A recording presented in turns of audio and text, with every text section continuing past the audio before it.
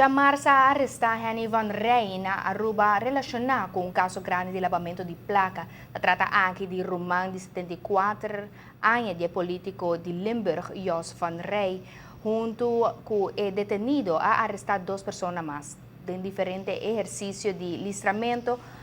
A recherche samenwerkingsteam a confiscar alrededor de 2,8 milhões de euros de uma investigação grande de lavamento de placa. A placa estava escondida em página de carne de galinha em um container.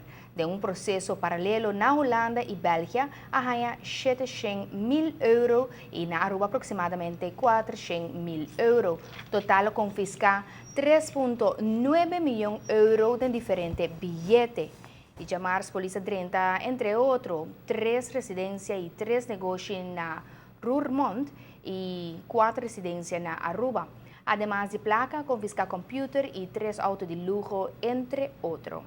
É sospechoso com a empresa de importação e exportação de Henny Van Rey, Castimex. Ele estava a transportar placa cash for de Holanda para Aruba. É sospechoso não estava a administrar. Na Aruba, Henny Van Rey, además, tem uma empresa de construção e um complexo vacacional conhecido como Del Rey. A petição do Ministério Público de Aruba e Parquet de OM na Holanda, dia 13 de abril, começou a investigar o delito de lavamento de placa aqui, mas não tem a ver com o caso de político holandês Jos Van Rey.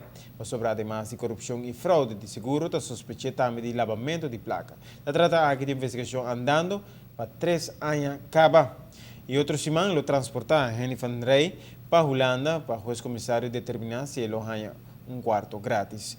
Outros 2 sospechosos detenidos aqui na Aruba de inicial RH e RG, lo pedido detenção na Aruba mesmo.